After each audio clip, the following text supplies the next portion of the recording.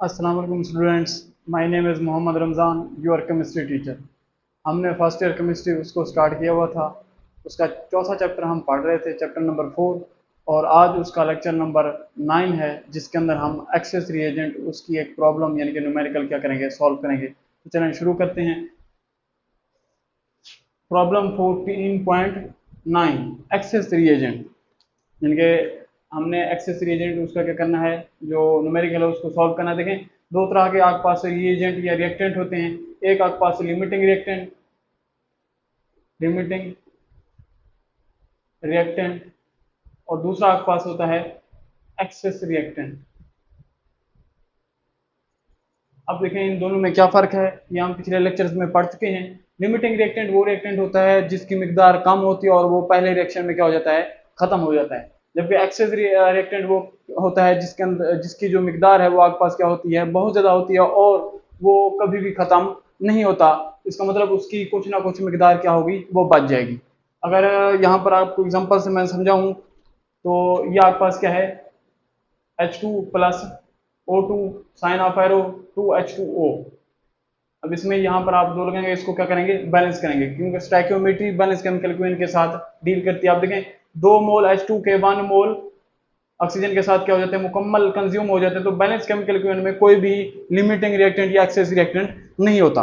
अब अगर मैं आपको क्या कहूँ, मैं आपको कहूँ कि आपके पास क्या है, इसके जो 2 मोल हैं इसके 1 मोल के साथ क्या हो जाते हैं, कंज्यूम। ये आपने याद रखना है। अब मैं आपको क्वेश्चन देखें, अगर दूं इसके 4 मोल हैं और इसके भी क्या है, 4 मोल हैं, तो इसका मतलब ये है कि इसके जो 2 मोल हैं वो 1 मोल के साथ कंज्यूम होते हैं। इसका मतलब इसके जो 4 मोल हैं वो इसके 2 मोल के साथ कंज्यूम होंगे, क्योंकि ये रेशो 2:1 है। इसका मतलब इसके 2 हों तो इसका क्या होता है, उसका हाफ मोल क्या होते हैं, वो ऑक्सीजन के कंज्यूम होते हैं। इसका मतलब इसके 4 के 4 मोल क्या हो जाएंगे, सारे के सारे कंज्यूम हो जाएंगे। जबकि इसके 4 में से सिर्फ 2 मोल कंज्यूम होंगे और 2 मोल क्या हो जाएंगे, वो बाकी बच जाएंगे। अब देखें इन दोनों में से H2 और O2 जिसके 4 मोल मैंने आपको दिए थे, इन दोनों में से जो लिमिटिंग रिएक्टेंट है वो क्या आपके पास, वो H2 है, क्योंकि वो पहले खत्म हो गया है और वो क्या है, कम मिकदार में मौजूद है।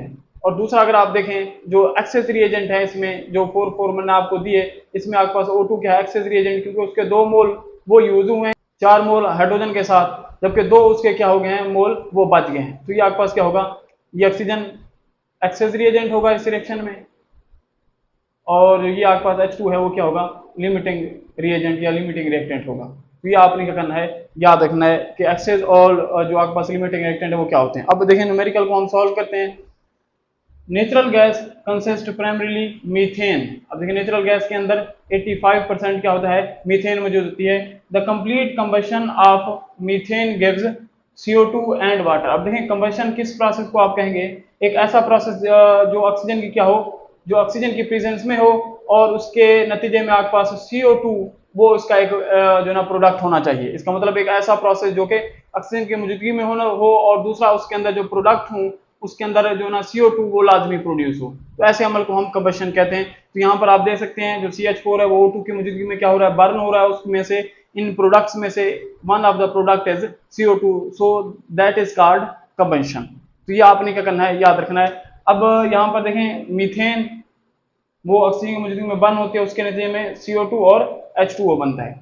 अब ये आपके साथ कोएफिशिएंट जो है, जहां पर कुछ नहीं लिखा होता वहां पर 1 लिखा होता है। ये आपके पास कोएफिशिएंट है, यहाँ पर कुछ नहीं लिखा होता, यहाँ पर 1 होगा और यहाँ पर क्या है, 2 है। तो ये जो कोएफिशिएंट है ये नंबर ऑफ मोल बताते हैं। आपने बैलेंस केमिकल इक्वेशन उसको लाजमी देखना है, क्योंकि स्टोइकियोमेट्री बैलेंस केमिकल इक्वेशन के साथ ही डील करती है। अब हम सवाल की तरफ बढ़ते हैं कि सवाल के अंदर क्या चीजें पूछी गई है। इसमें 2 चीजें पूछी गई हैं। इसमें देखें तो हाउ मेनी ग्राम्स, इसका मतलब हमने CO2 जो how many grams of CO2, इसका मतलब हमने मैस क्या करना है, फाइंड करना है CO2 का।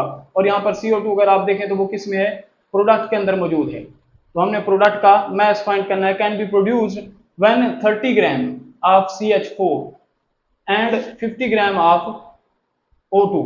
अब देखें CH4 और O2 दोनों रिएक्टेंट, हमें रिएक्टेंट उनकी जो मैसेज हैं वो दिए गए हैं और जो प्रोडक्ट है उसका मैस जो है ना वो पूछा गया है। तो हम क्या करेंगे, इन दोनों में से पहले लिमिटिंग रिएक्टेंट फाइंड करेंगे। क्यों लिमिटिंग रिएक्टेंट फाइंड करेंगे, वो इसलिए कि लिमिटिंग रिएक्टेंट जितना कहता है प्रोडक्ट उतना ही बनता है, प्रोडक्ट उससे ज्यादा नहीं बनता।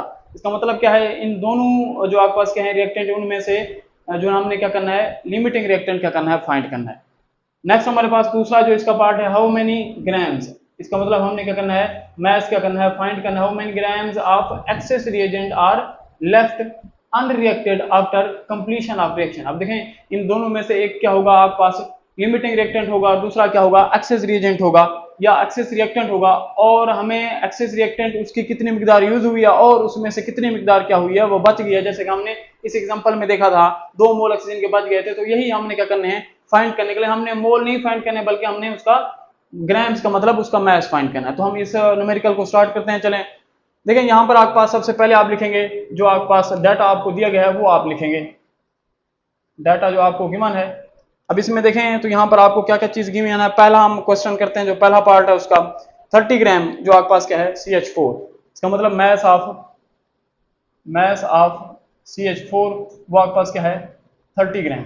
इसी तरह आपके पास मास ऑफ O2 ऑक्सीजन, यहां पर आप देख सकते हैं वो क्या है 50 ग्राम। अब देखें सबसे पहला काम आपका ये होगा, अगर रिएक्टेंट के मास दिया गया है, वॉल्यूम दिया गया है, नंबर ऑफ पार्टिकल दिया गया है या मोलरिटी दी गई है, तो पहला काम आपने करना होगा उसको नंबर ऑफ मोल में कन्वर्ट करना होगा। नंबर ऑफ मोल में कन्वर्ट करने के लिए हम रेस्पेक्टिव फार्मूला लगाएंगे, जो हम पिछले लेक्चर्स में सारे फार्मूले पढ़ चुके हैं, तो वो आप लेक्चर लाजमी देखिएगा ताकि आपको वो फार्मूले क्या हो जाए, याद हो जाए। अब यहाँ मैथ्स के लिए हम फार्मूला नंबर ऑफ मोल का लगाते हैं, number of mole is equal to mass over molar mass. यहाँ पर भी हम number of mole is equal to mass over molar mass वाला फार्मूला लगाएंगे। यहाँ पर देखिए मास आपके पास क्या है वो 30 ग्राम CH4 का, तो CH4 का मोलर मास जो आपके पास क्या है, कार्बन का 12 एटॉमिक मास होता है, जबकि 4 हाइड्रोजन है तो उनका जो आपके पास क्या होगा 4 एटॉमिक मास होगा, क्योंकि एक हाइड्रोजन का 1 होता है तो 4 का क्या हो जाएगा 4 हो जाएगा। तो इनको आपके पास 12 प्लस 4 कर लेंगे तो आपके पास कितना हो जाएगा 16 ग्राम पर मोल। ये आपके पास क्या होगा, इसका जो मोलर मास है मीथेन उसका मोलर मास होगा। अब यहाँ पर आपके पास मोल आ जाएगा 1.87 मोल, ये आपके पास आ गए CH4 के मोल। अब O2 के मोल हम फाइंड करते हैं, तो यहाँ पर देखें उसका मास 50 ग्राम और उसका जो मोलर मास है, 2 ऑक्सीजन है, एक ऑक्सीजन का जो है आपके पास मोलर मास 16, तो 2 ऑक्सीजन का 16 प्लस 16 या हो जाएगा आपके पास 32। तो यहाँ पर आप क्या करेंगे 32 ग्राम पर मोल, इसको क्या कर देंगे पुट कर देंगे, तो आपके पास आंसर आएगा 1.563 मोल। अब देखें पहला आपने काम कर लिया, इनके मोल क्या कर लिया, फाइंड कर लिया। आपको मैसेज दिए गए थे, अगर आपको कोई और चीज भी दी जाए, वॉल्यूम, नंबर ऑफ पार्टिकल या मोलरिटी, तो आप पहला काम रेस्पेक्टिव फार्मूला लगाकर मोल में उसे क्या कर लेंगे, कन्वर्ट कर लेंगे। अब उसके बाद इससे जो है ना, इसके बाद हम दूसरा काम शुरू करेंगे, और दूसरा काम क्या होगा, हम कंपेयरिंग करेंगे। हम रिएक्टेंट जो जिनके मैसेज हमें दिए गए थे और हमने उनको मोल में कन्वर्ट किया, उनको और जिसका मैस या कुछ भी जो प्रोडक्ट है पूछा गया है उसके साथ आप इन दोनों को क्या करेंगे, कंपेयर करेंगे। तो यहाँ पर हम दूसरा काम करते हैं। देखेंगे आपके पास पहला काम हो गया और दूसरा काम जो आपके पास क्या है वो कंपेयरिंग।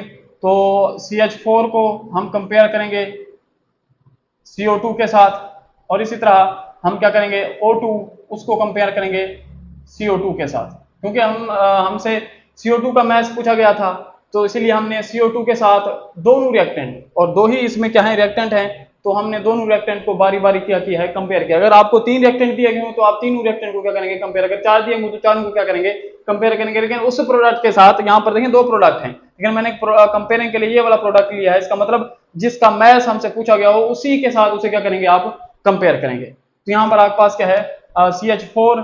अब कंपेयरिंग जो स्टार्ट करते हैं, मैं आपको बता चुका हूं कंपेयरिंग हमेशा बैलेंस केमिकल इक्विवेलेंट से स्टार्ट करते हैं, तो यहां से हम क्या करेंगे, कंपेयरिंग को स्टार्ट करेंगे। अब देखें CH4 जो आपके पास क्या है उसका 1 मोल है, वो CO2 का 1 मोल बना रहा है according to balance chemical equivalent. तो इसका मतलब इसे यहाँ पर 1 लिखेंगे और यहाँ पर भी क्या लिखेंगे आप 1, इसका मतलब 1 मोल CH4 प्रोड्यूस 1 मोल CO2। अब यहाँ पर देखें इन दोनों में से आपको हमेशा ही जब कंपेयर करेंगे तो ये आपके पास पहला स्टेप होगा बैलेंस केमिकल इक्विवेलेंट से उसे कंपेयर करना। अब दूसरा स्टेप ये होता है कि जिसके मोल इन दोनों में से आपको पता होते हैं उसे 1 बनाते हैं। अब यहाँ पर देखें तो CH4 उसके मोल जो ना आपको क्या है पता है, जो आपने खुद निकाले हैं, इसका मतलब इसको 1 बनाना है, लेकिन ये पहले से ही 1 है, इसका मतलब इससे हम अगले स्टेप पर जाएंगे। जो अगला स्टेप है वो ये है कि जो मोल आपने निकाले हों या आपको सवाल के अंदर दिए गए हों, तो आप उन्हें रेशो की दोनों तरफ क्या कर देंगे, मल्टीप्लाई करेंगे। तो 1 multiply by 1.87 ratio 1 multiply by 1.87। अब इसका आंसर 1.87 आ जाएगा और इसका भी आंसर 1.87 आ जाएगा। अब O2 की तरफ जाते हैं हम।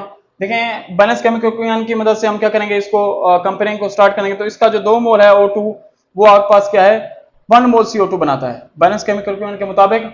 2 मोल जो आपके पास क्या है O2 वो 1 मोल CO2 बनाता है। अब इन दोनों में से जिसके मोल आपको पता है, अगर वो 1 नहीं है तो उसे 1 बनाओ। अब देखें O2 का मैथ पता था, आपने उसे मोल में कन्वर्ट किया, इसका मतलब O2 उसके मोल क्या है आपको पता है, तो इसको आप क्या करेंगे 1 बनाएंगे। तो 1 बनाने के लिए आप उसी डिजिट पर दोनों तरफ रेशियो की वो क्या कर देंगे डिवाइड कर देंगे, तो आपके पास क्या होगा ये 1 में चेंज हो जाएगा और ये आपके पास 1/2 हो जाएगा।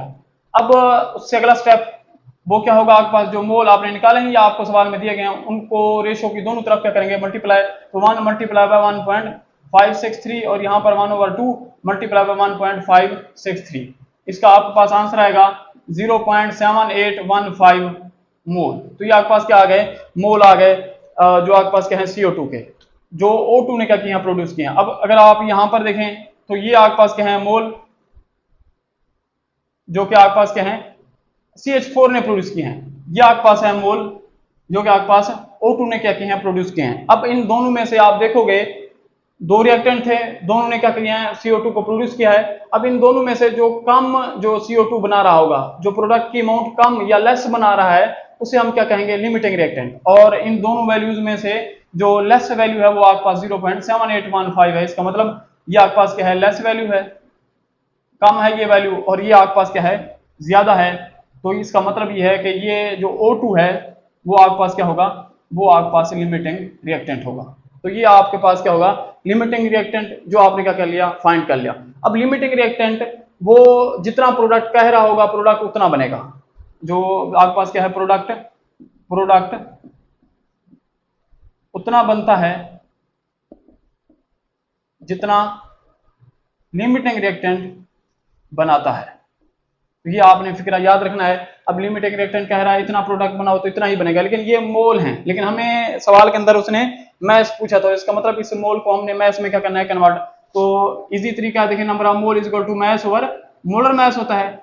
हम मैस जाना चाहते हैं तो यहाँ पर जो आपके पास क्या है मैस इधर आ जाएगा और ये नंबर ऑफ मोलर मैस के साथ क्या हो जाएगा मल्टीप्लाई हो जाएगा। अब यहाँ पर देखें CO2 का उसका मोलर मैस आप जानते हैं कार्बन और उसमें दो क्या है ऑक्सीजन है, तो कार्बन का 12 होता है, ऑक्सीजन 16, दूसरे ऑक्सीजन का 16, इसको आप क्या कर लेंगे प्लस करेंगे तो आपके पास 44 ग्राम पर मोल आपके पास क्या आ जाएगा, वो उसका जो मोलर मैस है वो आ जाएगा।